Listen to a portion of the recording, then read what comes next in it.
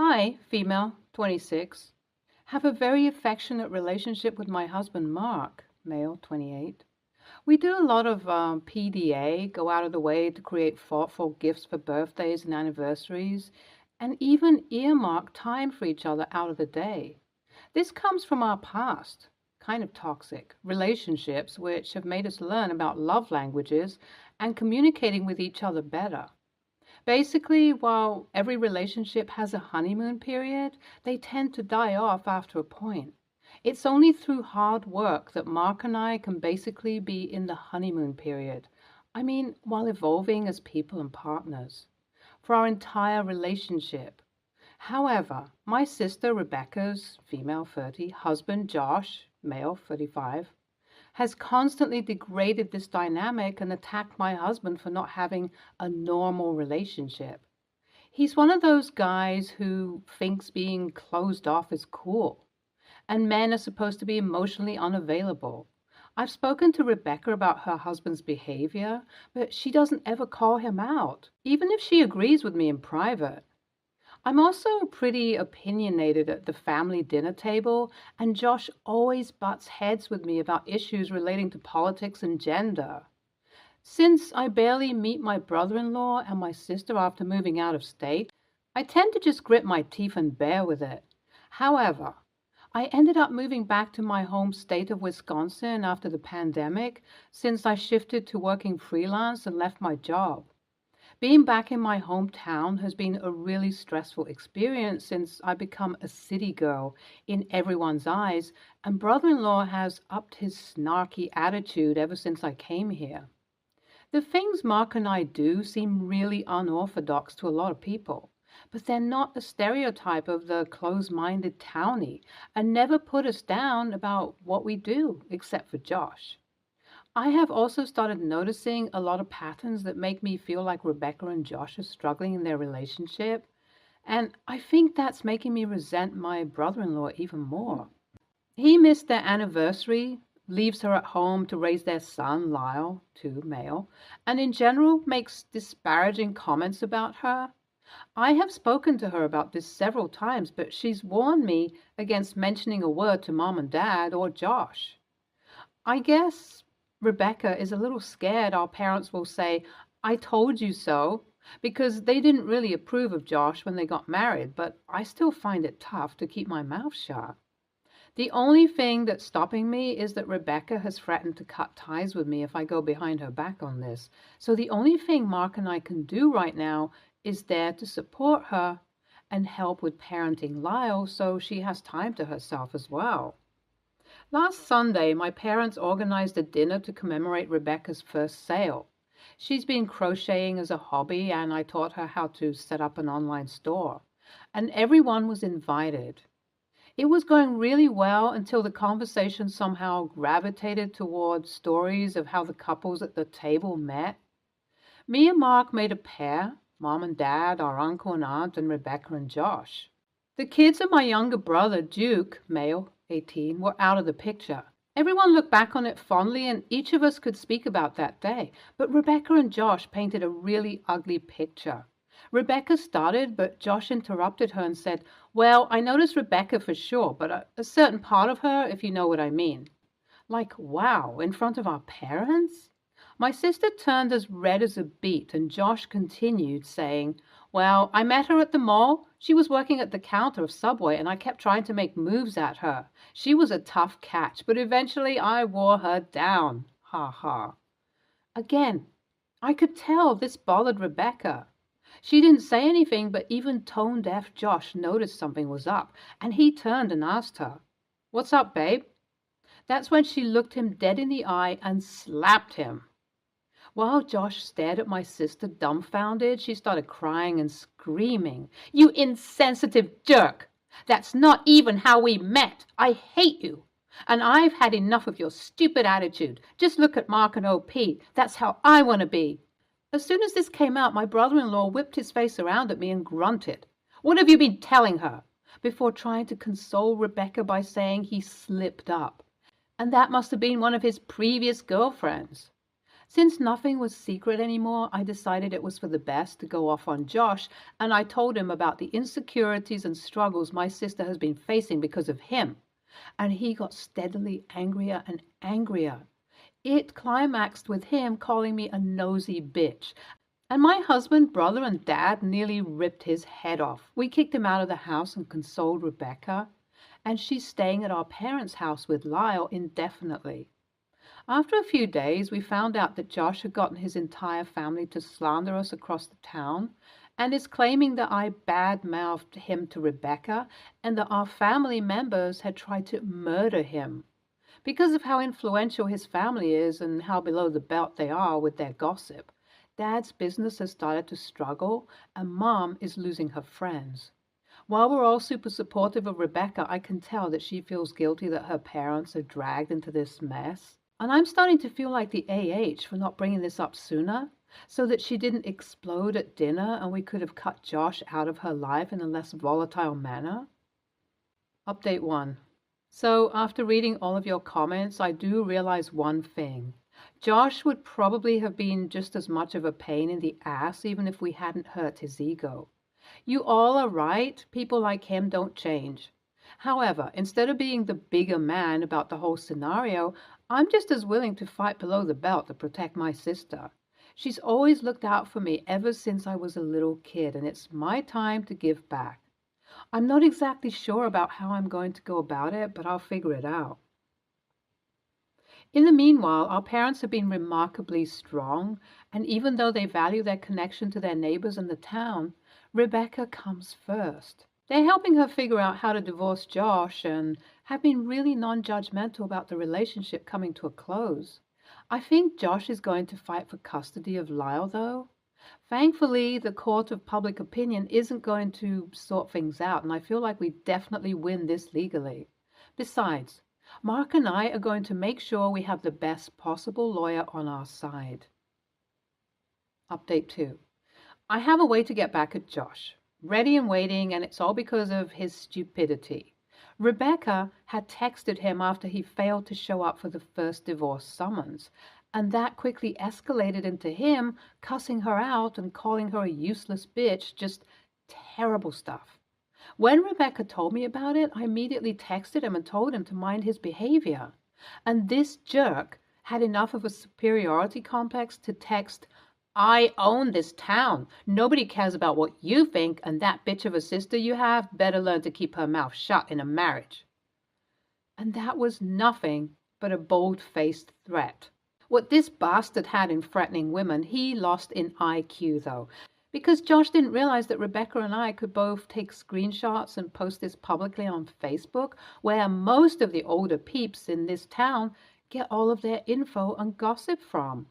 After we did that, the tide slowly began shifting in our favor because people were at least willing to hear us out. The biggest change happened for us when Mom got a call from an old lady who was Josh's mother. She said that after reading the way Josh had texted me and Rebecca, she felt like she had failed as a mother, and to Rebecca had failed as an in-law. After that, I guess she started doing her part to help fix the slander her family has done. And I'm sure that wasn't easy if everyone in that family was even as 1/10 as sexist as Josh. However, there's still a hitch in the works when it comes to Rebecca and Josh's divorce, and that is his non-cooperation. This dude just thinks if he can ignore the fact that Rebecca wants to get separated, it'll go away. That's not the case, but he's not getting the hint. I think Rebecca spoke to her mother-in-law about it, and she said that she'll speak to her husband about knocking some sense into their son. But we haven't gotten any response so far. If you guys have any advice on how to move forwards with this, please DM me. Update 3. I guess things ended up working out after a while. Josh's mom called us yet again and said that she threatened to go no contact with her son unless he moved forwards with a divorce, and that's finally made him relent. The childcare plan and all the legal legwork have been done so far, and right now we're just at the 120-day waiting period before everything gets finalized. Lyle has been taking the whole thing pretty rough, but he's only a couple of years old, so it's tough for him to understand what's going on. Otherwise, hopefully things will end up fine for my sister. I got an offer from a company to come back to the city I was working in previously, but I discussed it with Mark, and we think we'd prefer to stay in my hometown for now.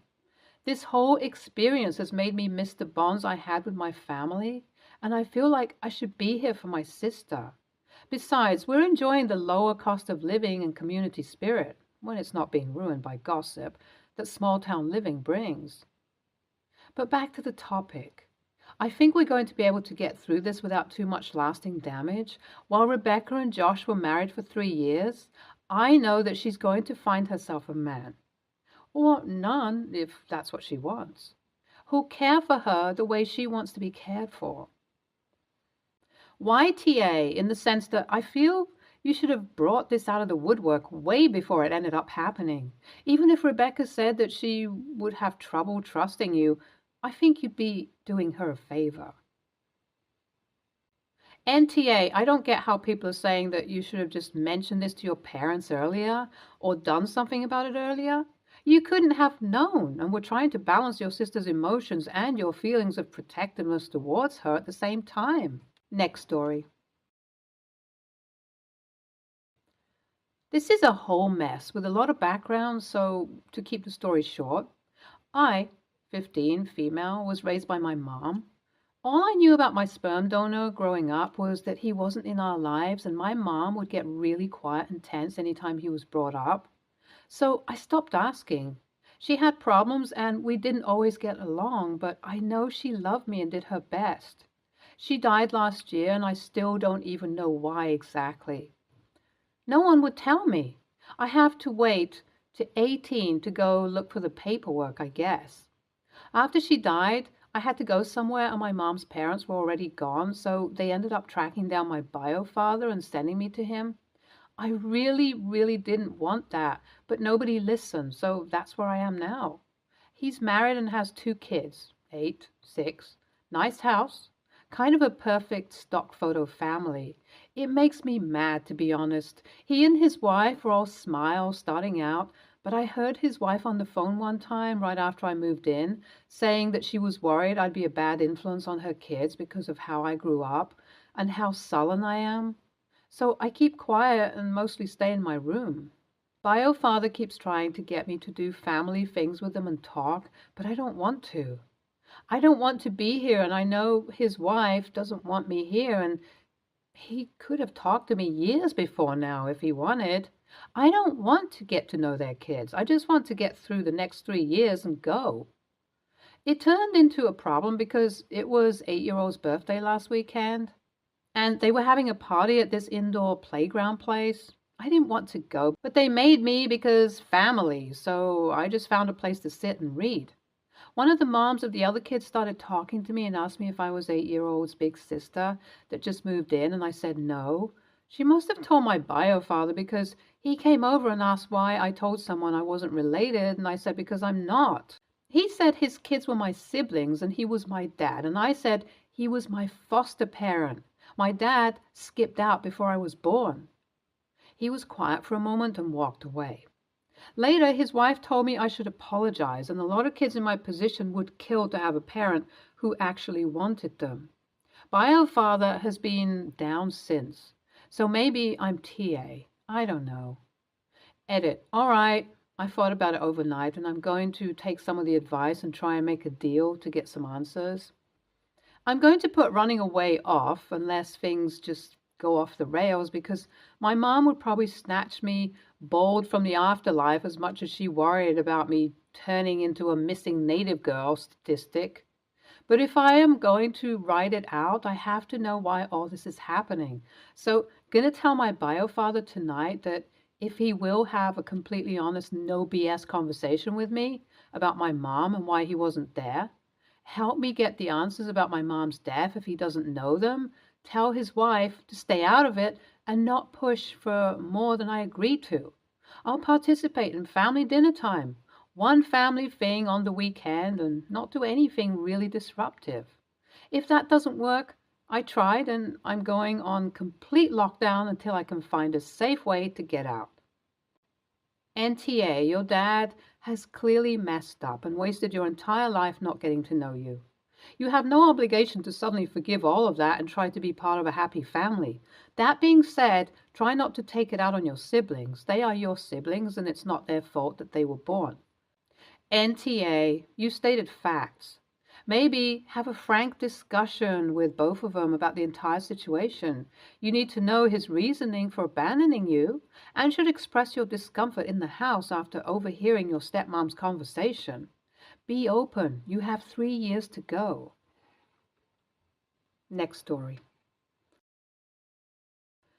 I live in an apartment with my fiance. About 5 months ago, we got new neighbors. From the beginning, they were terrible neighbors. They left trash in the hallway, played loud music past 1 a.m., and argued constantly.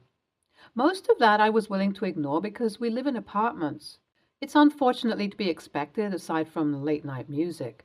The walls are fairly soundproof, so most of the time the noise is not the worst thing in the world. The landlords have talked to them and they had become more reasonable. However, they have two small children, maybe around 5 and 6 if I had to guess, and their children scream all day. They scream and cry and fight with each other, and the parents do nothing to stop them. I understand they're children, but it cannot be good for them to be screaming like that constantly. It always seemed weird to me that there is rarely a quiet moment. We've asked them several times politely to get them to stop, but they never put a lot of effort into silencing their kids. We've contacted the office and have called the cops on really bad nights, but it still doesn't let up. Well, enough was enough. My hours recently changed to mornings, and while my work schedule and getting sleep is not their concern, I should be allowed to expect to have a quiet night in the neighborhood. Around 3 a.m., 2 hours before I had to get up, their kids started yelling. It just happened before on multiple occasions. I could hear them running around, banging spoons or something on pots and pans, which is almost a daily occurrence. The mother screamed at them to shut the frick up, but they didn't stop. So I called CPS and told them I suspected they were being mistreated, which honestly was not a lie because it was concerning the amount of screaming coming from that house. I suspect they may have had the kids taken, as for the past week there have been no screams from the kids. I told my fiance what I did and he thinks I shouldn't have done it. I asked some of our friends and my parents and they all say the same thing. I should have sucked it up and minded my own business. I didn't think I did anything wrong, but I feel that if their parents cared about them, they wouldn't let them behave like that. So AITA? Edit. I want to clarify that things have been like this from the beginning. Their children have been like this since day one. It is nothing new to anybody. Edit 2. I also want to clarify that I have only seen these children once when they moved in, which in my mind has always been a red flag. I never called CPS before because I never heard them being beaten up or anything, just their mother occasionally shouting at them, so I never knew for sure. I don't know the home situation, but everything from the beginning did always seem very odd. I never hear them leave the apartment when I'm home on my off days. I have rotating off days, and I don't know what kinds of jobs the parents have. I don't know a lot about CPS, if I'm honest, but I always thought they would do something if something needed to be done. NTA. Contrary to what people may believe, CPS doesn't actually want to remove children from their homes. So if they really did get taken away, it was almost certainly for a good reason. The common attitude of mind your own business is why so many abused children never get the help they deserve. It takes someone to actually stand up and say something for anything to happen. You did the right thing, and you did a good thing if it ends up helping those kids. NTA, simply because if your neighbors had their children taken by CPS, it wasn't off of your one phone call. The system is under so much pressure. They're not going to be taking children into the foster care system just because they're noisy at night or have had one report against them. My guess, they're already on the CPS radar for separate incidents. Stay tuned for more stories from Argo